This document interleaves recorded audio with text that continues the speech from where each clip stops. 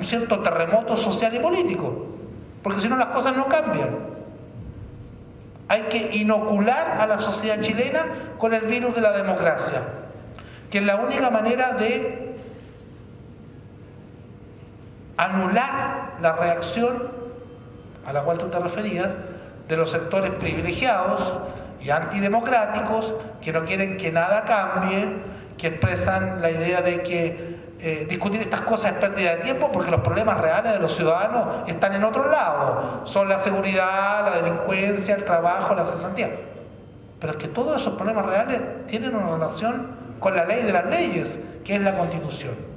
Y si no se ha hecho nada en ese sentido, salvo estos acuerdos cupulares entre la concertación y la derecha, que el año 2005 produjeron estas reformas constitucionales negociadas por el gobierno de Lagos y la oposición, es lisa y llanamente porque además de la oposición que hay en la derecha a estos cambios, una buena parte de la concertación ha sido ganada por la ideología neoliberal y se acomoda lo más bien a este sistema.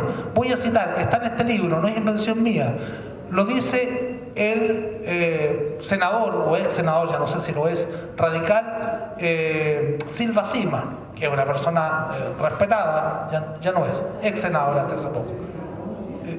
Bueno, pero en otra época fue ministro de Estado, fue senador democráticamente elegido. ¿Qué es lo que nos cuenta? Él dice en este libro que el año 2004, el gobierno de Lagos, 3 senadores radicales, Silva Sima, el mismo, Ávila y Parra, ¿pariente suyo, profesor? Ya. Pero, qué bien. Estos 3 senadores propusieron en el Senado reemplazar el artículo 4 de la Constitución actual, que dice Chile es una república democrática, así a secas, por la siguiente fórmula: Chile es un Estado social y democrático de derecho.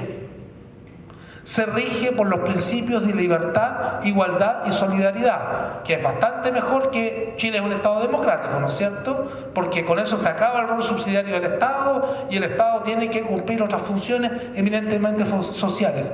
¿Qué ocurrió? Cuenta Silva Sima. Cuando se votó en el Senado, 3 senadores de la concertación, lamentablemente no dan los nombres, pero se puede averiguar eso, se retiraron de la sala. De tal manera que se produjo un empate a 20 votos, 20 a favor y 20 en contra. Se repitió la votación. Nuevamente esos 3 senadores de la concertación se retiraron de la sala. Y evidentemente la propuesta fue rechazada. Nos cuenta además Silva Sima que años más tarde, bajo el actual gobierno de la presidenta Bachelet, cuando ella convocó a la Comisión Ética del Trabajo, en la cual él participó, ocurrió algo peor. La propuesta, que era la misma que la había formulado en el Senado, pero ahora la trató de meter en esta Comisión Ética del Trabajo, fue ampliamente rechazada, tanto en comisión como en el plenario. Y se supone que en esta comisión habían representantes, porque están cuoteadas, ¿no es cierto?, estas comisiones, de todos los sectores políticos, con una buena representación de los partidarios de la concertación. Y si fue ampliamente rechazada, ¿qué quiere decir eso? Quiere decir que los propios representantes de la concertación votaron en contra. ¿Por qué? La respuesta a esto, este libro es re bueno, están casi todas las respuestas. La da el recientemente fallecido Edgardo Benninger, que nadie podría acusar de ser muy izquierdista o muy radical, ¿no es cierto? Benninger cuenta lo siguiente. Cuenta que a fines de los años 80, los líderes de la concertación experimentaron un cambio radical que los llevó a una convergencia con la derecha en cuanto a su pensamiento económico. Es decir, los líderes de la concertación, no todos, pero una parte importante, empezaron a descubrir las virtudes del modelo económico de Pinochet y empezaron a encontrarle cada vez más méritos. Y dice que lo cito textual Benninger, que políticamente el conglomerado opositor en esa época era la Concertación, ¿no es cierto?, porque esto es antes del 90, no estaba en condiciones de reconocer, es decir, no podía reconocer estos méritos que le estaba encontrando al modelo económico neoliberal. Y agrega que la incorporación de medidas económicas más liberales a la propuesta de la Concertación se vio facilitada, ahora lo cito textual, abre de comillas, por la naturaleza del proceso político en dicho periodo, notoriamente cupular, donde núcleos pequeños de dirigentes actuaban con considerable libertad, con un fuerte respaldo de adherentes y simpatizantes. Esta es la explicación de todo lo que vino. El proceso se realizó de manera cupular. Las cúpulas políticas se independizaron de las bases. Y cuando llegaron al gobierno en marzo del año 90, le dijeron, vuélvanse a las casas, nosotros administramos. Y eso es lo que tenemos hasta el día de hoy. Yo creo que esa es la respuesta.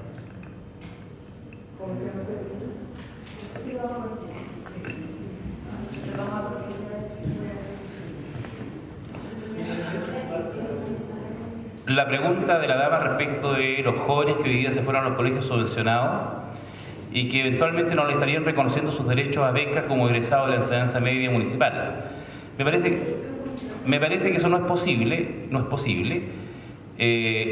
por varias razones, pero la razón que yo doy como abogado es que eso vulnera el artículo 19, número 2 de la Constitución Política, que garantiza la igualdad ante la ley, y que ninguna autoridad puede establecer una discriminación arbitraria. Vale decir, estos alumnos que se fueron a los colegios subvencionados a preparar su PSU, entiendo, ¿cierto?, y que eventualmente podrían ser afectados por no otorgamiento de beca, por no provenir estrictamente de un colegio municipal, eso no es posible. Me parece que eso no es posible porque desde el punto de vista constitucional vulnera su derecho a ser tratado igual que el resto de los alumnos de escuelas municipales que no son de alto, que no han tenido alto rendimiento y que también van a poder optar, ¿cierto?, a estas condiciones mejoradas en términos de tratamiento en materia de beca. Así que me parece que eso no debería generar ninguna dificultad. Lo otro, me parece que las organizaciones son siempre perfectibles. Si Andime no había abordado estos temas antiguamente o anteriormente, yo creo que ahí hay un error porque las organizaciones las hacen en parte los dirigentes y también los socios. Y también hay que hacer un mea culpa, siempre hay que hacer un mea culpa. Yo digo que la asistencia de ustedes hoy día y la que hubo la semana pasada es extraordinaria, pero normalmente no es así. Entiendo que en cualquier organización la asistencia solamente se va a la gente cuando se trata de ver un tema de plata, ver un tema de la fiesta, ¿cierto?, de Año Nuevo, pero la gente no participa cuando se trata de debatir temas que son de otra profundidad, que no son temas de plata, porque aquí estamos discutiendo temas que tienen otra trascendencia y la gente estos temas le dan lata, pero también tienen que ver con su vida, con su presente y con su futuro. Me parece que Andime no lo ha hecho. Es el momento en que ustedes mismos también ahí, que son parte de Andime, porque Andime, ojo, no son los dirigentes de Andime, son ustedes, y que ustedes los eligen, y ustedes le dan un mandato a ellos. Y si los dirigentes los cumplen, ustedes pueden echar a los dirigentes de cualquier nivel, ustedes los pueden cuestionar. Entonces, aquí tampoco hay que echarle la culpa al empedrado. Ustedes son los responsables y Andime hasta el día de hoy no ha tenido este tipo de actividades. A partir de la discusión de la ley de la Agencia de la Calidad, la Superintendencia, ahí Andime vio la necesidad de contar con una asesoría jurídica. Y en términos de preocupación por este tema, en lo personal le digo que en el fenecido bloque social, no sé si ustedes se acuerdan del bloque social, me tocó escribir el 31 de julio del 2006 en la página del bloque social el tema del movimiento de los secundarios, lo que estaba pasando con la reforma constitucional que en ese momento propuso la presidenta Bachelet, una reforma constitucional chanta, por decirlo así, que nunca se supo más de ella, y además nos tocó plantear una reforma constitucional respecto al derecho a la educación y la libertad de enseñanza, donde se conceptualizaba el rol del Estado como un Estado garante y la libertad de enseñanza se le colocaba como restricción el bien común y la función social. Se eliminaba el concepto de seguridad nacional, se incorporaba la restricción del lucro y se incorporaba además el establecimiento de la gratuidad. Desgraciadamente, a una vez se le toca arar en el desierto, pero hoy día me parece que somos muchos los que estamos en esta corriente de opinión, de perfeccionar, ¿cierto?, el tema de los movimientos sociales, de plantear ideas y conceptos respecto de lo que existe hoy día, porque hoy día ustedes dicen, ¿qué es el derecho a la educación, a la libertad de enseñanza? Precisamente estas conversaciones tienen ese objeto, tienen un objeto capacitarlos también ustedes y aprender mutuamente, con el objeto de que podamos leer la realidad, ¿cierto? Leer la realidad no como nos dicen en la radio, no como nos dicen en la televisión, sino con un espíritu y una mentalidad crítica. Y si estamos aportando un granito de arena a eso, yo creo que es mucho más importante, porque aquí así somos mucho más íntegros, mucho más personas, mucho más ciudadanos, ¿cierto?, para entender y saber cuándo nos están metiendo el dedo en la boca y cuándo nosotros tenemos que intervenir, ¿cierto?, para poder cambiar las cosas. Eso. ¿Sabes por qué te hice la pregunta? Porque resulta que una de las condiciones que te ponen para postular a la beca es haber salido de un colegio municipal. Yo te lo hago por pregunta porque ¿en qué condiciones?